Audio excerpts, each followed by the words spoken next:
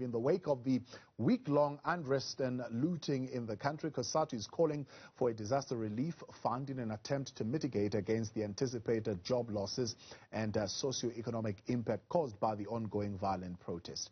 I'm joined now by Cosatu Parliamentary Coordinator Matthew Parks to unpack this for us further. Matthew, good to talk to you again tonight. Good evening. Good evening. Thanks for having me. BUSA estimates that damages will amount to 5 billion rands just in the retail space alone. You're talking 20 or so billion rands. If you look at the damage that was done to the Durban economic zone, 50,000 informal businesses affected, 40,000 formal businesses affected, close to 150,000 jobs that could possibly be at risk. That is about 1.5 million households without income tonight as we speak. It's a huge amount of money. Now we know that our government currently has got no space to maneuver. Where will they get this relief? Sure, and those reports are similar to the reports that we are receiving from our unions on the ground. In the clothing industry, entire factories have been destroyed. In the farming sector, farms have been burnt to the ground. I think we all know the damage to the retail sector, and already we were a limping economy. Also bear in mind that Gauteng and KZN are 50% of our population and equally 50% of our economy, so the damage is huge. We think we have to do something. The police and the defense force officers will restore law and order. But after that, when you start cleaning up the ashes, you have to also look at the damage done to workers who will lose wages, will lose jobs, won't be able to feed their families, the damage done to businesses which are destroyed. And we need to start moving quickly because you now have people sitting at home with no money to buy food. So we think there's an easy 12-point plan that we have tabled as Cosatu and NEDLAC yesterday. We are going to have engagements with our colleagues in government and business tomorrow and over the next few days. And I think some of the things are quite simple and practical. So you have a food shortage that's going to hit these towns quite soon. SASSA needs to deliver food parcels to these affected communities because people don't have money to buy food or places to buy it from. We think we also need to release money from the Unemployment Insurance Fund as workers' contribution to help these workers who have lost wages, who have lost jobs. Government should also reinstate the 350 Rand COVID-19 grant for all unemployed persons across the country, because it's very clear, as much as these riots were politically instigated and coordinated in the beginning, but there's also a huge amount of anger, frustration among many people who have lost hope, lost jobs, have no money to support themselves. So that can help also alleviate the utmost pain of hunger and poverty. But also we think the insurance companies have to come to the party. They need to help these companies rebuild. SASRIA, which is the National Government Insurance Fund for riots, etc., needs to come quickly. And we can't afford for these insurance payments to take 6 months or 12 months. They need to be done in weeks so we can get these companies, these factories, these warehouses rebuilt, etc. But also we think that there are other things that need to be done. The government and the municipality should be giving tax relief to companies so they can rebuild. We should be looking at revamping the loan guarantee scheme that we had last year, but make it much more affordable and attractive to companies who right now are on their knees at the best of occasions. But also, there's so much a government can do. As you said, it's got very tight constraints. There's so much workers can do through the UIF. We would want to see the banks coming to the party in a massive way they have never come before. Not only must they give loan payment holidays for workers and companies in these sectors of the country, in KZN and Gauteng, but in fact they should be pumping in money to rebuild the Gauteng and KZN right now. They can't afford to be sitting on the side. They need to really come to the party like never before. But I think also we need to look at other additional measures out of the box. Can we not allocate more funding to the Presidential Employment Program, which currently has employed over 300,000 teachers' assistants? Yeah. Let's triple that. You're suggesting we take that to 33 billion. Yeah, and there is space to do it. The revenue shortfalls that we anticipated last year were much less than we feared. Not that they were rolling in money, but again, look, we have been hit by 3 pandemics. So a recession, COVID-19, and now this rioting and looting. We need to put money into it to address it. It does mean we have to, rob the piggy bank a little bit, but there is space to do so. Yeah. It means government has to reprioritize within its existing framework, and there is space to do so. And we're not saying everything must come from government. As workers, we're saying through the Unemployment Insurance Fund, there is space. We can pump a significant amount of money there. And in fact, to be honest with you, over this pandemic, it has been the UAF which has helped this country stay afloat. It has pumped over 60 billion rand over the past year. That's the greatest source of stimulus. We have recently, over this past few days, negotiated with government and the UAF to release an additional 5 billion rand to help workers from restricted sectors of the economy. There is still space to do more, not unlimited space, but equally, the banks, the insurance companies, they have to come to the party now, because government and workers can do so much. We need the private sector to show some solidarity to the rest of the economy. The fund has already foregone all other reserves, though, at this particular point, Matthew. Where's that going to come from? I mean, also, we're talking here a treasury that will probably will be stuck in the mud here on their position. I mean, you know what they will say.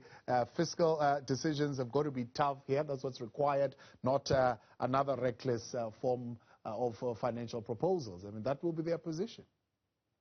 No, look, actually, we don't think so. Look, bottom line is we're in a crisis. We cannot send 150,000 workers to poverty, to starvation. That something has to be done. I think what we've seen now with the riots is that if you don't address poverty and unemployment, you're asking for a ticking time bomb to explode. So it's better that we fix it. We spend a little money to do so, and it can be done. There is funds available in the UIF. There has money available without bankrupting it. Equally, government has to reprioritize. It's going to be tough. They have to do it, but we have had some initial discussions with our colleagues in government, and they're receptive to our proposals. We think we will find each other. And to be honest, we don't have a choice. We have to do something. We cannot afford to throw people under the bus. Unemployment rate of 43% is bad enough. But now to add the devastation of what we've seen in the past week in KZN and not to do anything will be suicide. Yeah. But equally, the private sector, and this is something we're going to raise very harshly as Cosatu, the banks and the insurance companies have to get off the fence. They have to contribute. They cannot simply leave it to government and to the UF, which is workers' money, loan like they've done to the past year. They have to unleash every bit that they can do so. It might hurt the profit margins, so be it. But it's better to do that than to condemn people to poverty and to unemployment, and they will not be able to pay back the loans, etc. Yeah. The extension already announced by the president last week would cost the UIF close to 60 billion rands. It is estimated at this particular point. We still need to get the nation vaccinated. Previously, when we were talking about that, there were talks of raising taxes on a society that is not employed by and large, but also already heavily taxed at this point. I mean, do you see that taxes will have to be raised? Look, I think for us, the most critical thing to do, and look, you can always tinker with some taxes here and there. We made some proposals. You could increase taxes above people earning 1.5 million. But I think for us, the best way to improve tax collection is to reinforce SARS. We saw in the decade of state capture how SARS was deliberately hollowed out by previous leadership and management. I think the new commission has been doing his level best to rebuild it. Treasury allocated funding for an additional about 500 staff at SARS to recapacitate it. And the simple thing is to go after those who are dodging taxes. If you look at the amount of millionaires you have in the country, according to Stats SA, and you measure that up according to SARS, you see significant gaps. You can go to many wealthy areas of South Africa, and you will see many people are clearly dodging taxes. So they need to crack down on the loopholes, crack down on those who are evading taxes. But also, you have only 5% of our goods coming through our ports of entry, which are expected for customs duty. Government is losing billions of rands of customs that is due to government. This not only robs government money that it needs to provide services, but it also threatens local manufacturing companies and jobs, etc., with a flood of cheap subsidized imports. So if you plug those holes, that's where you'll find the real money in tax revenue. There is some initial good work that SARS has been doing. They need to do more. For example, lifestyle audits. We have many politicians who clearly live far above their salaries. They own property far more than their salaries can sustain. Similarly, within some of the senior management of the parastatals and in the private sector. So let's capacitate SARS to go after them, shake the tree a bit, and I think you'll find that's the best way to raise additional revenue for government. But equally, we know we have many companies, spaza shops, many sectors of the economy like the taxi sector who don't pay their taxes. The taxi sector is estimated to dodge tax payments of over 5 billion rand. So SARS needs to show a little bit of fortitude. Government needs to assist them to go after these guys, because it cannot be fair for you and for ordinary workers and teachers and nurses and police officers to pay their taxes every day.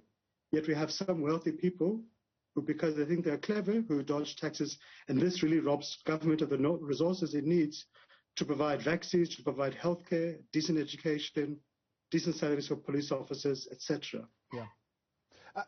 We saw the relief right in 2020, but still unemployment went up 0.1%. So it didn't really move that needle of unemployment. Do you see things going differently? It has to. We don't have a choice. And yes, there are blunders. 2020 was a painful blunder. But look, to be fair to government, we were in a recession, not only in South Africa, but the entire world. We had to lock down the economy. You remember level 5, only 15% of the workers could work. We think there were significant blunders. Out of the initial 500 billion rand relief package, much of it didn't come true. The loan guarantee scheme was too strict, was too stringent.